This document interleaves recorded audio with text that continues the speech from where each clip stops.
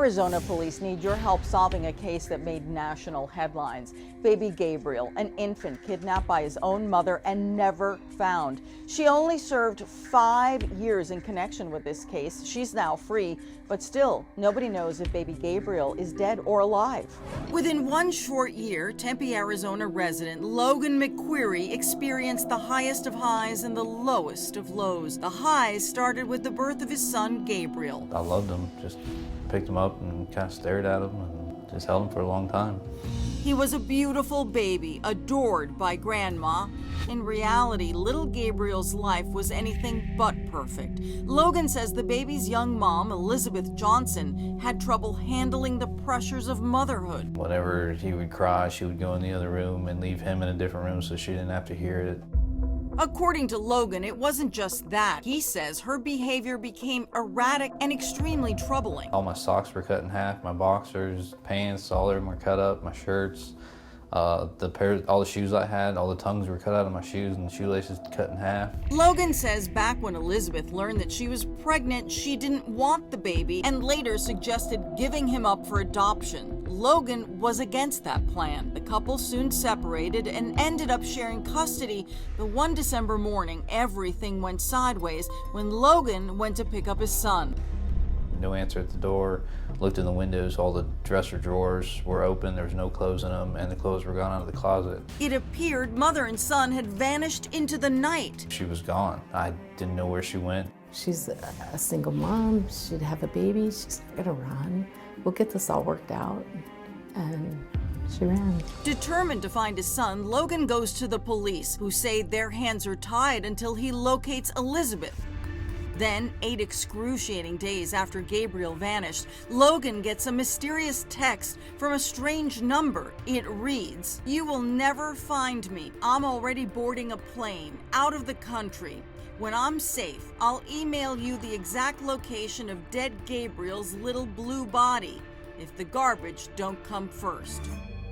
A frantic Logan dials the number. Incredibly, Elizabeth picks up the phone. He can hardly believe her words. Suffocated.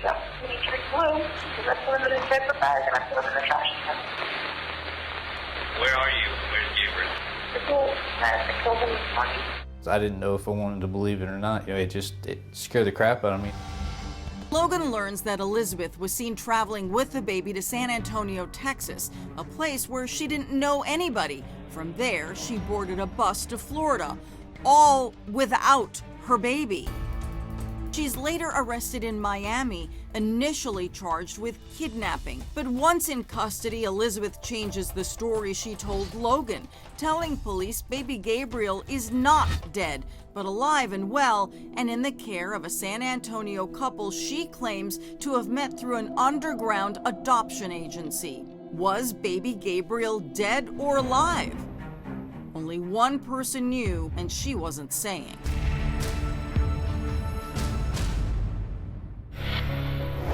We're back with more on missing baby Gabriel. First, his mother said that he was dead. Then she said that she gave him to a mystery couple in a Texas park.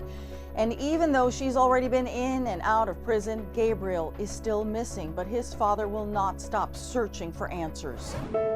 Her own words are chilling. You did not hurt Gabriel. Because Seemingly and casually admitting to murder. I suffocated them. We need to blue because I put them in a paper bag and I put them in the trash can. Where are you? Where's Gabriel? The pool. I killed him this morning.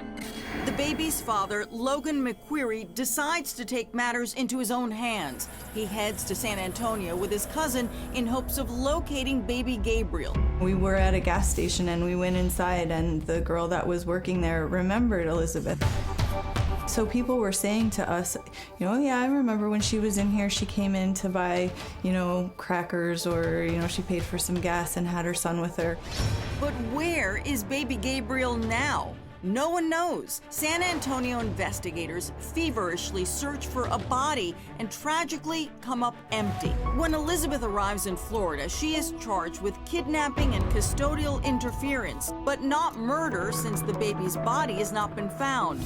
As she awaits trial, an explosive bombshell drops about baby Gabriel. Detectives learn Elizabeth tried to sell him to a Tempe, Arizona couple without notifying the baby's father. The adoption never actually happens, but the would-be adoptive mother is charged and found guilty of conspiracy to commit custodial interference and forgery. At trial, the woman admits she helped Elizabeth fill out paperwork related to the attempted adoption. While Elizabeth was facing a possible 27-year sentence for kidnapping and other charges, the other woman served just 30 days.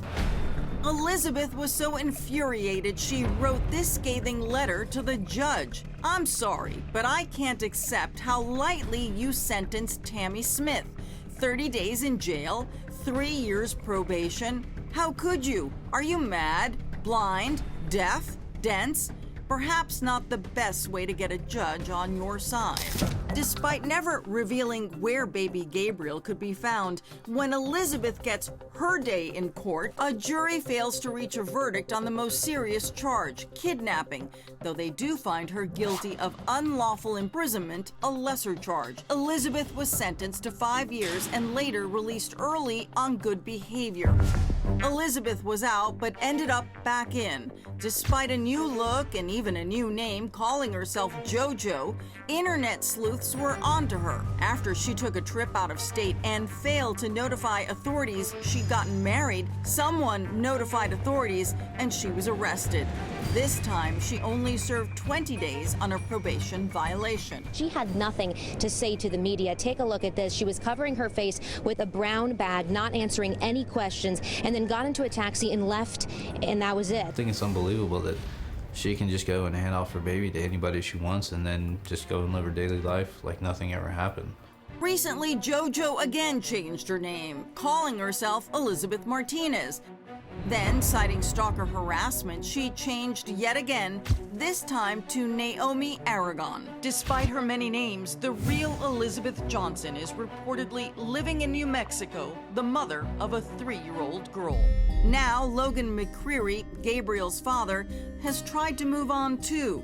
He has a new partner and 3 kids, but that doesn't stop him from wondering what really happened to baby Gabriel. Both my sons would love to meet him and, just start a life with him. I look forward to Gabriel coming home. Who wouldn't want another kid in their life? Sorry. Baby Gabriel has never been found, and only Elizabeth knows the truth. This is just heartbreaking. If anyone watching this has any information that can lead to Gabriel Johnson, please contact the San Antonio Police Department. They have a cold case tip line at 210-207-7635. And you can also call the True Crime News tip line at 888-845-7555.